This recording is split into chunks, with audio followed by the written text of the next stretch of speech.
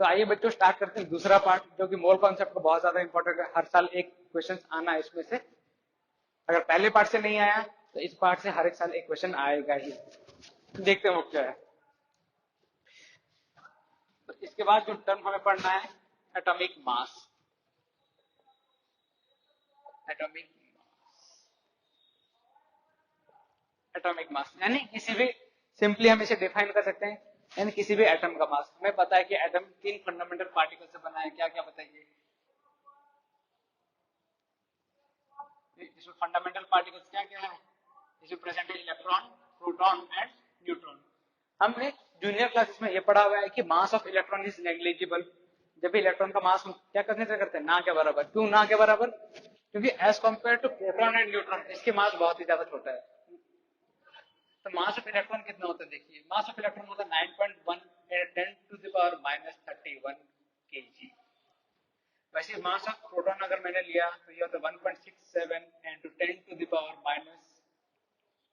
10⁻27 kg। देखिए इन दोनों यूनिट में बड़ा कौन है? बड़ा है -27। क्यों? क्योंकि ये जीरो के उतने पास है। मास ऑफ प्रोटॉन को एक स्टैंडर्ड यूनिट लेते हैं। फॉर एग्जांपल मास ऑफ, ये मास को मैंने x लिया, ठीक है, कंसीडर करिए x। ये यूनिट बहुत ही छोटा है इसलिए हम इसको कंसीडर करते हैं x। और x को अगर मैंने 1837 से डिवाइड किया, यानी नियरली 1800 से डिवाइड किया, अब जो वैल्यू आएगी वो आएगा वैल्यू मास ऑफ इलेक्ट्रॉन। क्योंकि मास ऑफ प्रोटॉन तो बहुत ही छोटा है, उस वैल्यू को भी अगर मैंने 1837 से डिवाइड किया तो उसके बाद जो वैल्यू आ रही है वो मास ऑफ इलेक्ट्रॉन कहलाता है। ये तो बहुत ही छोटी यूनिट है, इसीलिए मास ऑफ इलेक्ट्रॉन को हम नहीं लेते हैं कभी भी एटॉमिक मास को कैलकुलेट करने के लिए। अब देखिए, अब और हमने ये भी पढ़ा हुआ है जूनियर क्लासेस में कि mass of neutron nearly equal होता है किसके? मास ऑफ प्रोटॉन के बराबर होता है। अगर मेरे को किसी भी एटम का मास निकालना रहा तो मैं क्या करूंगा? उसमें जो फंडामेंटल पार्टिकल्स है कौन कौन से जिसके पास हैवियर मास है, कौन से? प्रोटॉन और न्यूट्रॉन। इन दोनों के मास को ऐड कर दूंगा तो बन जाएगा मेरा एटॉमिक मास।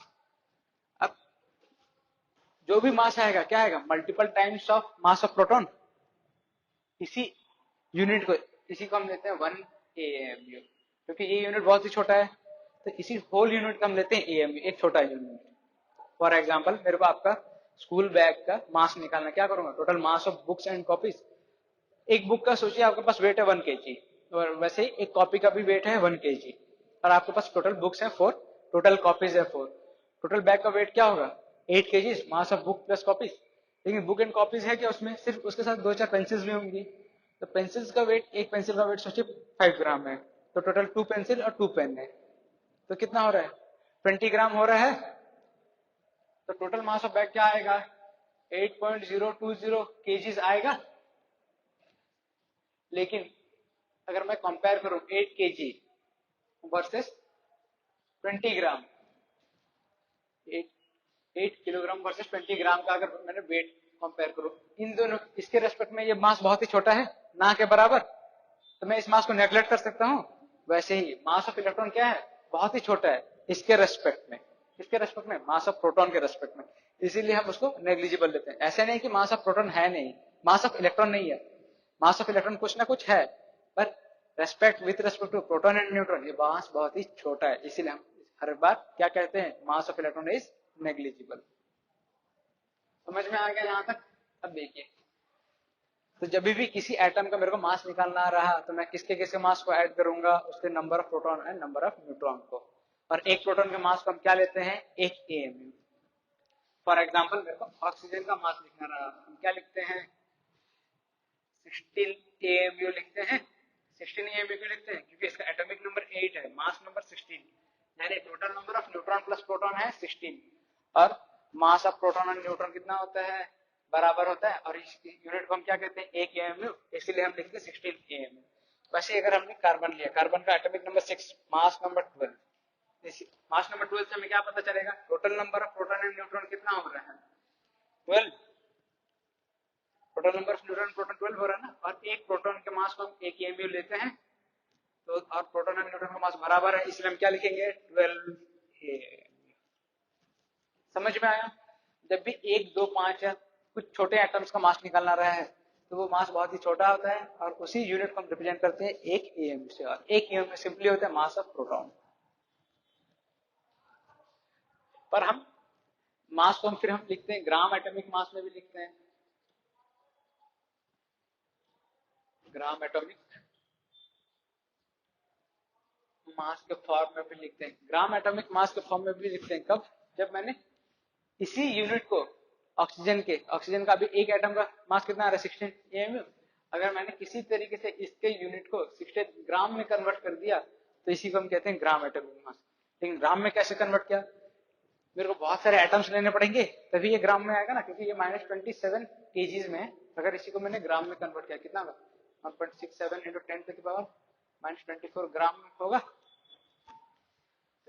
तो मेरे को बहुत सारे एटम्स को जोड़ना पड़ेगा तभी 1 ग्राम में आएगा, और वो बहुत सारे एटम्स कितने होते हैं? वो एक फिक्स नंबर होता है। वो कितना होता है 6.023 into 10 to the power 23।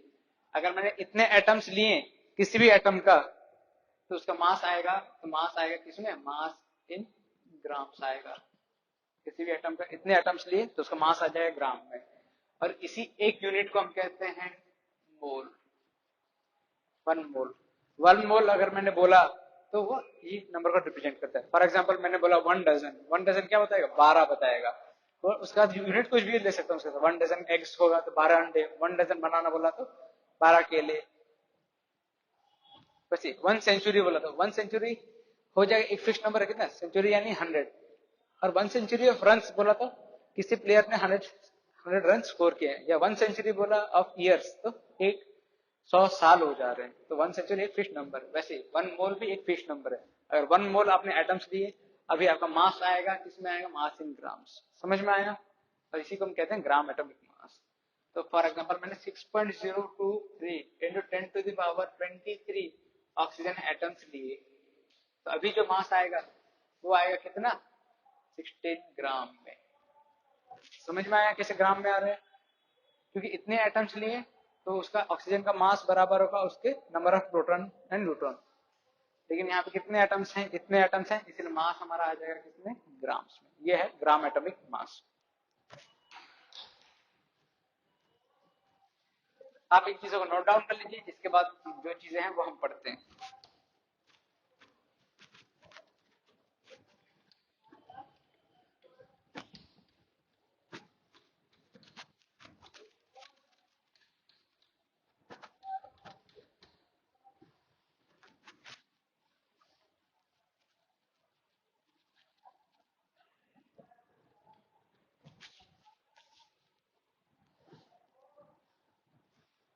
देखिए, अभी हमें पढ़ना है वेपर डेंसिटी।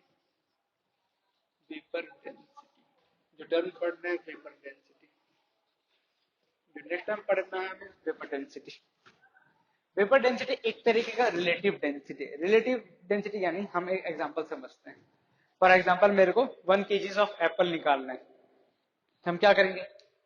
एक साइड पे 1 kg का वेट प्लेस करते हैं और उसके रेस्पेक्ट में हम नंबर ऑफ एप्पल्स काउंट करके रखते हैं। जब दोनों का बैलेंस बराबर आ जाता है तो हम क्या करते हैं? उसी से हमें पता चल जाएगा कि ये 1 kg ऑफ एप्पल है। हम वेट कैसे निकालेंगे? रिलेटिवली निकाल रहा हूँ, विथ रेस्पेक्ट टू 1 kg के हिसाब से निकाल रहा हूँ ना। मैं 1 kg ऐसे हाथ से पुट कर सकता हूँ क्या? नहीं। वैसे ही वेपर डेंसिटी भी एक रिलेटिव टर्म है। रिलेटिव टर्म यानी मैं यहाँ पे डेंसिटी निकालता हूँ विथ रेस्पेक्ट टू एक किसी फिक्स्ड एटम के साथ। वो कौन सा है? तो यहाँ पे हम लेते हैं हाइड्रोजन लेते हैं, या हाइड्रोजन गैस लेते हैं। हाइड्रोजन गैस के रेस्पेक्ट में जब मैं किसी भी सब्सटेंस का डेंसिटी निकालता हूँ उसी को हम कहते हैं वेपर डेंसिटी। और इसको हम डिटरमाइन भी, इसको हम कह भी सकते हैं रिलेटिव वेपर डेंसिटी। इसको हम रिलेटिव वेपर डेंसिटी भी कह सकते हैं। तो आइए देखते हैं इसके कुछ फॉर्मूलेस।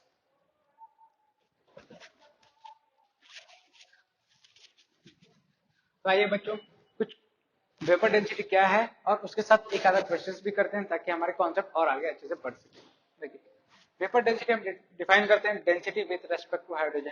तो हम कह सकते हैं रिलेटिव वेपर डेंसिटी।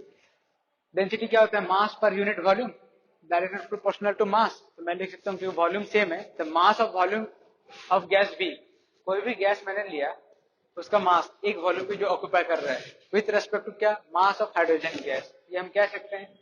अब अब अगर मैं नंबर ऑफ मॉलिक्यूल्स में निकालूं तो मैं कह सकता हूँ मास of one molecule of gas, कोई भी मैंने गैस लिया विद रिस्पेक्ट टू क्या, mass of one molecule of hydrogen atom कह सकता हूँ।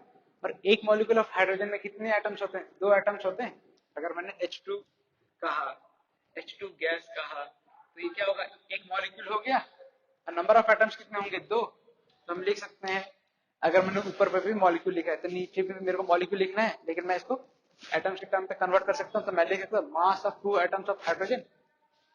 अब इसी को मैं, अगर मेरे को मॉलिक्यूलर मास के हिसाब से लिखना रहा तो क्या लिखूंगा, mass of one molecule of hydrogen या mass of one molecule of gas, जो भी गिवन गैस है, विद रेस्पेक्ट टू क्या, mass of one molecule of hydrogen कह सकते हैं। अब एक हाइड्रोजन मॉलिक्यूल का कितना मास होगा, नंबर ऑफ एटम्स के मास के बराबर, और एक एटम का मास को, हाइड्रोजन का मास को क्या लेते हैं, 1 लेते हैं। अब एक मॉलिक्यूल में कितने एटम्स है, 2 हैं, तो मैं 2 से डिवाइड कर सकता हूँ, मास ऑफ वन हाइड्रोजन मॉलिक्यूल क्या होगा, 2 होगा, और ऊपर में हमारा मॉलिक्यूलर मास रहेगा। अब वही अगर मेरे को मॉलिक्यूलर मास के टर्म्स में निकालना है वेपर डेंसिटी, क्या करूंगा, twice of vapour density is equal to molecular mass. यानी जब भी मेरे पास कोई भी गिवन गैस का मॉलिक्यूलर मास निकालना है और वेपर डेंसिटी दिया रहेगा तो मेरे को 2 से इसको मल्टीप्लाई करना रहेगा।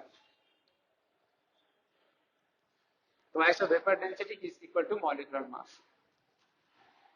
या अगर मेरे पास कोई भी रैंडमली गैस दिया हुआ है तो वो जितने वॉल्यूम पे उसका जो मास आ रहा है उसका डिवाइड करना पड़ेगा किससे, विथ रेस्पेक्ट टू, मेरे को निकालता हूँ हाइड्रोजन के साथ, तो mass of volume of hydrogen gas at similar condition, वो भी सेम वॉल्यूम पे ऑक्यूपाई करना चाहिए।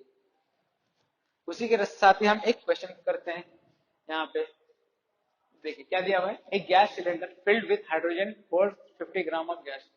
तो मास ऑफ हाइड्रोजन गैस है तो H के फॉर्म में रहेगा, H2 के फॉर्म में रहेगा, ये H2 के फॉर्म में रहेगा, क्योंकि गैस से नॉन मेटेलिक जितनी भी स्पीसीज हैं वो सिंगल नहीं रहते, वो हाईली रिएक्टिव रहती है, वो कंबाइन कर जाती हैं। तो ये H2 के फॉर्म में, तो मास ऑफ H2 क्या दिया हुआ है, 50 ग्राम। तो नेक्स्ट क्वेश्चन ये क्या हुआ है, the same cylinder holds 200 gram of X। अब मास ऑफ X क्या दिया हुआ है, X दिया हुआ है 200 gram and 500 gram of gas Y, तो फिर मास इसमें एक दूसरा गैस भी है जो 500 ग्राम ऑक्यूपाई कर सकता है, ठीक है। Considering the same condition of temperature and pressure in the cylinder, calculate the relative molecular mass of X and Y। तो हमें पता है रिलेटिव वेपर डेंसिटी क्या होता है, mass of given gas, mass of given gas at similar condition temperature and pressure by mass of hydrogen gas at similar condition temperature and pressure. अगर मेरे को निकालना है relative vapour density of X निकालना है तो मास ऑफ गिवन गैस कितना है, यहाँ पे मास ऑफ गिवन गैस कितना है, 200 ग्राम दिया हुआ है। अब वही सेम कंटेनर पे अगर मैंने हाइड्रोजन रखा तो कितना मास लेता है, ये 50 ग्राम, तो डिवाइड कर दूंगा, रिलेटिव वेपर डेंसिटी आ जाएगा, कितना आ रहा है, ये 4 आ रहा है। देखिए जो हमें ध्यान देने वाली बात है कि डेंसिटी एक यूनिट लेस टर्म है, किसमें, वेपर डेंसिटी के टर्म पे, लेकिन डेंसिटी कभी भी हम नॉर्मल निकालते हैं तो वहां पे वो यूनिट लेस नहीं रहते हैं, क्यों, क्योंकि हम क्या लेते हैं, मास पर यूनिट वॉल्यूम लेते हैं।